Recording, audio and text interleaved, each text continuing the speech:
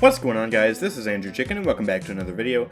The Sun and Moon update has brought a whole bunch of awesome new content, including a new battle pass with some epic new skins, a huge buff to Willow, and even a new champion, Io. This patch has also brought back two weapons from the game's open beta, the old version of Androxus and Lex's weapons in the form of talents. This blast from the past has been very nostalgic for me, since my second video ever in Paladins was on Androxus with his old weapon over 2.5 years ago, and I was around for when Lex was first released.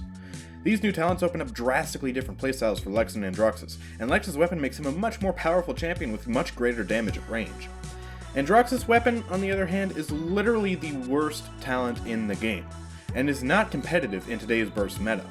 That's why in this video, I'll be breaking down exactly what makes this talent from the past absolute garbage and why you should never use it. But anyways, with that being said, let's get straight into the video. The biggest problem with this talent is that it puts you at a straight up disadvantage if you want to try and flank somebody.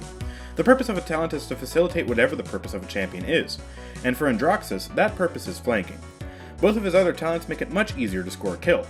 With Godslayer, you have a guaranteed projectile from your reversal which can be used to rack up an insane burst of damage, or to reliably reset your dashes. And with Defiant Fist, you can charge up a massive punch that deals upwards of 1000 damage.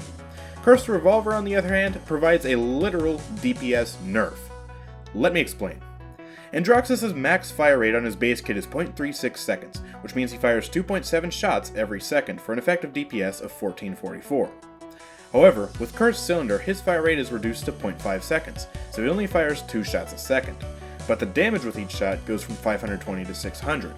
However, at 2 shots a second, that takes his DPS down to 1200, and it doesn't take a genius to know that this literally puts him at a disadvantage compared to his base kit. Furthermore, all an enemy has to do to bring the damage from his shots below his base kit is buy Haven 2, and when that happens, Androxus basically deals the same amount of damage per shot, but with a slower fire rate. It would literally be more advantageous to just not choose a talent rather than use Cursed Cylinder, because it provides absolutely no advantage when it comes to flanking or getting kills in the slightest. Now you're probably thinking that there is an advantage in that it makes his revolver pinpoint accurate, and this is true. You do not have to adjust for recoil at all when using this talent, which would make it ideal for having more of a presence at medium to long range. However, this talent does not increase his potency at range in the slightest, since his max drop-off with Cursed Revolver is only 32 damage higher than his base kit, and his base kit can take advantage of its higher fire rate to actually deal more damage at range than with this talent anyways. And when in a close quarters duel like Androxus typically is, the difference from his pinpoint accuracy is almost negligible, and it still requires incredibly precise aim to use. This talent is just an absolute monstrosity, and there's literally no point to use it other than for the nostalgia. Heck, I wouldn't be surprised if this gets changed or removed within the next few patches. Now, there are a few things that Hi-Rez or Evil Mojo could do to fix this broken talent. The most obvious solution to me would be to just raise the damage with each shot even further to 700. This is still a DPS nerf, but only by about 40 damage.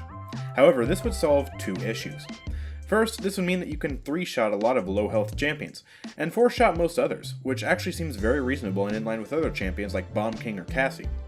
Secondly, it would greatly improve his potency at range, bringing his max fall off up to 280, almost a 100 damage increase from his base kit. This could further be amplified by changing the talent to have a max drop-off totaling 50 or 60% of his weapon damage compared to the 40% it is right now, which would bring his max fall off at range to 420. I think this would be a great change that would really make this talent viable in today's meta while keeping the same old school feel with the slower fire rate. This is very similar to how they made the Death Hastens talent for Lex in this update. The damage on each shot nearly doubled from 320 to 680, while his fire rate went from 0.35 seconds to 0.7 seconds. This actually provides an overall DPS increase, going from about 914 on his base kit to 971 with Death Hastens. Lex also has nearly doubled the potency at range, with his max falloff going from 160 on his base kit to 300 with Death Hastens. While this is a situational talent, it definitely provides Lex with some great buffs that make it viable. While Evil Mojo did a great job with this talent, they failed to make Cursed Revolver competitive in today's meta, and it is absolutely the worst talent in Paladins. But anyways, that's the end of this video. What do you guys think about the two new talents for Lex and Androxus? Let me know in the comment section down below. Also, make sure to leave a like and subscribe for more content like this from me, and also make sure to join my Discord server to pick up tips, leave suggestions, and become a part of our active community. Also, check out my Twitch, which is linked in the description. I'll see you guys next time. Peace out.